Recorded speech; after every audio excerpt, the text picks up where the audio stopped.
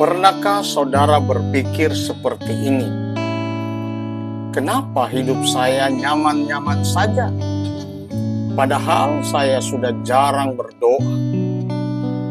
Kenapa Tuhan seolah tidak menegur saya lagi? Kok saya bisa melakukan kesalahan yang sama berulang kali, tetapi hati saya tidak lagi merasa bersalah? Saudara, banyak orang mengira teguran Tuhan adalah sesuatu yang menakutkan. Padahal justru sebaliknya. Salah satu tanda kasih Tuhan adalah ketika Dia masih menegur kita. Yang lebih berbahaya bukan ketika Tuhan menegur. Yang lebih berbahaya adalah ketika seseorang sudah begitu jauh sehingga tidak lagi peka terhadap suara Tuhan. Hari ini kita akan belajar mengapa teguran Tuhan sebenarnya adalah tanda kasih-Nya. Saudaraku, sebelum kita melanjutkan renungan ini, saya ingin mengajak saudara menuliskan di kolom komentar, Tuhan lembutkan hatiku. Dan jika ada area dalam hidup saudara yang sedang Tuhan ingatkan untuk diperbaiki, mari serahkan semuanya kepada Tuhan. Saya percaya Roh Kudus sedang bekerja dalam hidup kita. Mari kita tundukkan kepala, kita berdoa. Bapa kami yang ada di surga, terima kasih untuk pagi yang baru yang Engkau berikan. Terima kasih karena kasih-Mu tidak pernah berubah. Bukalah hati kami untuk menerima firman. Jika ada bagian hidup kami yang perlu diperbaiki, berilah kami kerendahan hati untuk mendengarkan suara-Mu. Biarlah Roh Kudus berbicara kepada kami melalui firman-Mu hari ini. Dalam nama Tuhan Yesus Kristus. Amin. Kembali kita berjumpa dalam program Pagi Bersama Tuhan, episode 216. Ayat pokok kita pagi hari ini terambil dari Wahyu pasal 3 ayat 19. Firman Tuhan berkata, barang siapa kukasihi, ia kutegur dan kuhajar. Sebab itu, relakanlah hatimu dan bertobatlah. Saudara yang dikasihi Tuhan, ayat ini menunjukkan bahwa teguran Tuhan bukanlah tanda kebencian. Teguran Tuhan adalah bukti kasih. Seorang ayah yang baik tidak membiarkan anaknya berjalan menuju bahaya tanpa peringatan. Demikian juga Tuhan. Karena Dia mengasihi kita, Dia tidak membiarkan kita hidup jauh dari kehendak-Nya. Mari kita mulai dari poin yang pertama.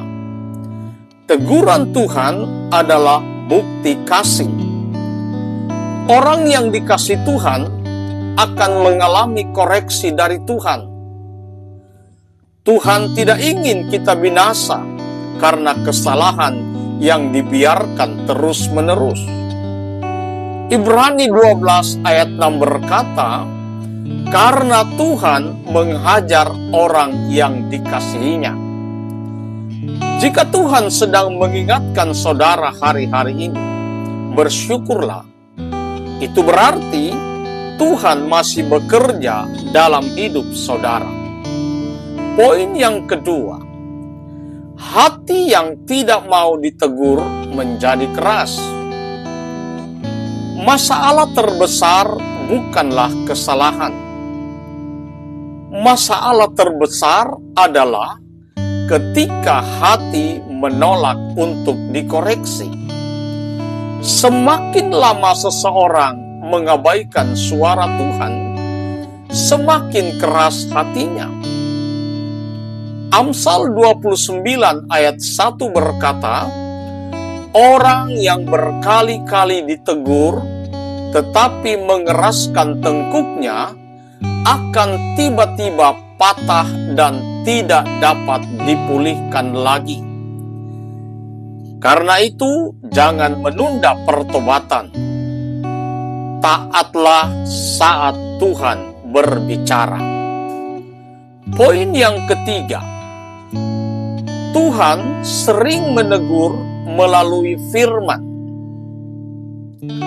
Banyak orang menunggu suara dari langit. Padahal Tuhan paling sering berbicara melalui firman-Nya. Ketika membaca Alkitab dan hati kita tersentuh, itu adalah cara Tuhan menegur dan membimbing kita. Rasul Paulus menuliskan di dalam 2 Timotius 3 ayat 16, firman Tuhan berkata, segala tulisan yang diilhamkan Allah memang bermanfaat untuk mengajar, menyatakan kesalahan, memperbaiki kelakuan, dan mendidik orang dalam kebenaran. Karena itu, jangan jauh dari firman Tuhan. Poin yang keempat, Roh Kudus masih berbicara kepada kita. Kadang-kadang, teguran Tuhan datang melalui suara hati yang diingatkan oleh Roh Kudus. Ada rasa tidak nyaman ketika melakukan sesuatu yang salah. Ada dorongan untuk kembali kepada Tuhan. Itu adalah pekerjaan Roh Kudus. Yohanes 16 ayat 8 berkata, kalau Ia datang, Ia akan menginsafkan dunia akan dosa, kebenaran, dan penghakiman. Saudaraku, jangan abaikan suara Roh Kudus. Poin yang kelima, respon yang benar adalah bertobat. Tujuan teguran bukan untuk menghukum. Tujuan teguran adalah memulihkan. Tuhan selalu membuka pintu bagi orang yang mau kembali kepadanya. Di dalam suratan 1 Yohanes 1 ayat 9 dikatakan di sana, jika kita mengakui dosa kita, maka Ia adalah setia dan adil, sehingga Ia akan mengampuni segala dosa kita.